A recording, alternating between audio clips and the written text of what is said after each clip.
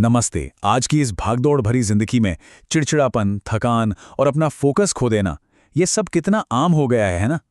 लेकिन आज हम जिस टॉपिक पर चर्चा करने वाले हैं, वो इस मॉडर्न प्रॉब्लम का एक बेहद गहरा और प्राचीन समाधान पेश करता है। ब्रह्मचर्य। भजन मार्ग के एक लेख पर आधारित इस विश्लेषण में हम समझेंगे कि आखिर क्यों इसे सिर्फ एक नियम नहीं, बल्कि एक अल्टीमेट सुपर पावर माना गया है।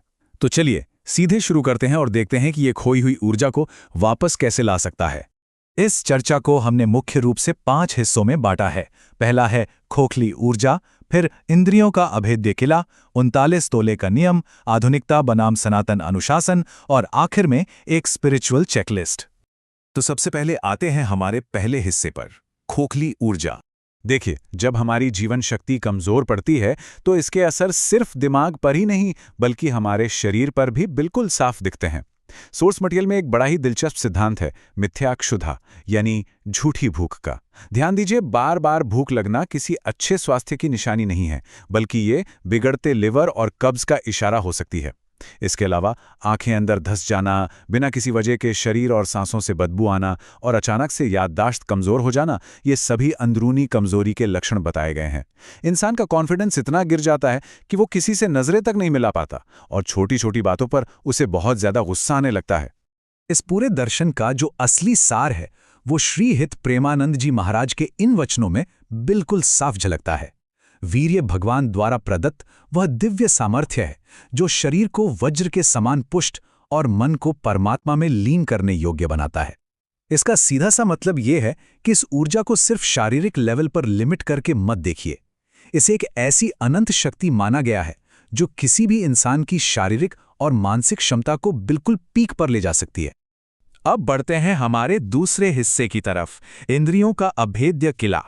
इस ऊर्जा को बचाने की रणनीति सिर्फ एक अंग तक सीमित नहीं है। आपको अपनी 5 इंद्रियों पर कड़ी नजर रखनी होती है, बिल्कुल एक किले की तरह।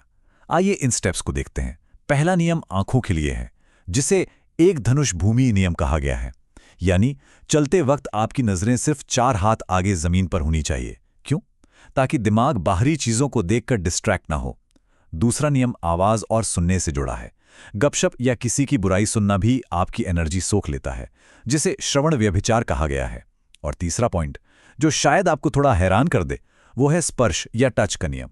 लेख के मुताबिक सॉफ्ट और महकती हुई चीजों के बजाय खुरदुरे तौलिए का इस्तेमाल करना चाहिए, ताकि शरीर आराम तलबी से दूर रहे और एक सख्ती बनी रहे। लेकिन बात यहीं खत्म नहीं होती। सिर्फ बाहरी तौर पर फिजिकल इंद्रियों को रोकना तो बस एक शुरुआत है। असली खेल तो दिमाग का है। जब तक हमारा मन सक्रिय रूप से किसी ऊंचे चिंतन में या परमात्मा के चरणों में नहीं लगता, तब तक पूरा संयम बनाए रखना लगभग नामुमकिन है। मन को एक सही और पॉजिटिव दिशा देनी ही पड़ती है। चलिए अब आते हैं तीसरे हिस्से पर, 39 तोले का नियम। इस पूरी स्पिरिचुअल जर्नी में खाने पीने का रोल बहुत बड़ा है, क्योंकि हम जो खाते हैं वही हमारे विचारों और हमारी स्पिरिचुअल स्टैमिना को बनाता है। और यहाँ एक बहुत ही स्पेसिफिक नंबर सामने आता है, 390। अब आप सोच रहे होंगे ये 390 क्या है? तो सोर्स कहता है कि 39 तोले यानी करीब 390 से 400 ग्राम्स अनाज 24 आवर्स में एक हेल्दी इंसान के लिए बिल्कुल काफी है। इससे ज्यादा कुछ भी खाना शरीर को एनर्जी नहीं देता, बल्कि हमारी आंतों पर सिर्फ एक बोझ बन जाता है। और यही एक्स्ट्रा बोझ आगे चलकर आलस्य और भटकाव को पैदा करता है। अगर डाइट के रूल्स की बात करें तो मांस, प्याज, लहसुन, चाय, कॉफी और यहां तक कि बाजार के बेकरी आइटम्स को भी पूरी तरह से मना किया गया है। ये सब तामसिक आहार माने गए हैं। लेकिन इसमें सबसे हैरान करने वाली बात क्या है पता है? ये कि अगर बिल्कुल शुद्ध और सात्विक खाना भी धुआं निकलता हुआ यानी बहुत ज्यादा गर्म खाया जाए तो वो राजसिक बन जाता है और संयम को तोड़ता है। तो यहां खाने का तापमान भी एक बहुत बड़ा फैक्टर है। आगे बढ़ते हैं चौथे हिस्से पर, आधुनिकता बनाम सनातन अनुशासन। आज के सोशल ट्रेंड्स का काफी गहराई से विश्लेषण करते हुए इस लेख में आधुनिक कल्चर जैसे कि लिव इन रिलेशनशिप या बॉयफ्रेंड गर्लफ्रेंड कल्चर को किसी तरह की प्रोग्रेस नहीं बल्कि आत्मिक आत्महत्या के रूप में देखा गया है।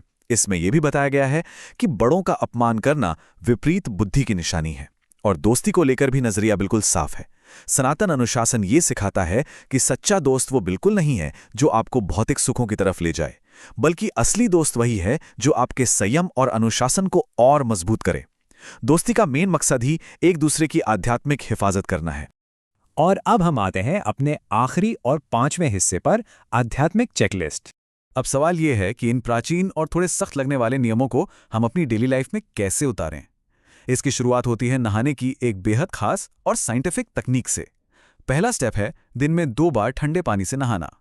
लेकिन इसका सबसे जरूरी हिस्सा यह है कि नहाते वक्त सबसे पहले पानी नाभि पर यानी नेवर पर डालना चाहिए। ऐसा क्यों? सोर्स समझाता है कि इससे शरीर की अंदरूनी गर्मी यानी पित्त शांत होता है, जो वरना शरीर को अंदर से कमजोर कर सकता है। एक और जरूरी बात, खाना खाने के तुरंत बाद नहाने को सख्त मना किया गया है, क्योंकि ये हमारे डाइजेशन को बुरी तरह प्रभावित करता है। इस चेकलिस्ट में आगे बढ़ते हुए डेली रूटीन के कुछ और जरूरी नियम सामने आते हैं, जैसे कि फटे हुए या अभद्र कपड़ों की जगह साफ और पवित्र वस्त्र पहनना, क्योंकि आपके कपड़े देखने वाले के दिमाग पर भी गहरा असर डालते हैं। इसके साथ ही सत्संग में हिस्सा लेना और लगातार नाम जप करना, इन दोनों को एक ऐसी अचूक दवा बताया गया है जो एक भटकते हुए या गिरते हुए मन को वापस सही रास्ते पर ला सकती है। इस पूरे कॉन्सेप्ट का जो बेस है वो इस एक प्राचीन सिद्धांत पर टिका है, धर्मो रक्षति रक्षितः। इसका बहुत ही सीधा सा मतलब है, अगर हम अनुशासन और संयम रूपी धर्म को बचाते हैं तो वही धर्म किसी भी मुसीबत के वक्त एक ढाल बनकर हमारी रक्षा करता है। यहाँ ये समझना बहुत जरूरी है कि स्रोत के अनुसार ब्रह्मचर्य किसी तरह की पाबंदी या रिस्ट्रिक्शन बिल्कुल नहीं है, बल्कि ये तो पूर्ण स्वतंत्रता और एक अभेद्य सुरक्षा पाने का रास्ता है। हम इस चर्चा को एक बेहद गहरे और सोचने पर मजबूर कर देने वाले सवाल के साथ खत्म कर रहे हैं, जो सीधा सोर्स मटेरियल से आता है।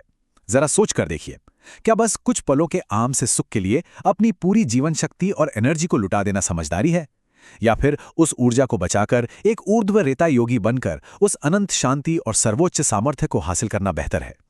ये बिल्कुल वही सवाल है जिसका जवाब हम सबको अपने अंदर ढूंढना चाहिए। इस ज्ञानवर्धक विश्लेषण में हमारे साथ जुड़े रहने के लिए आपका बहुत बहुत धन्यवाद।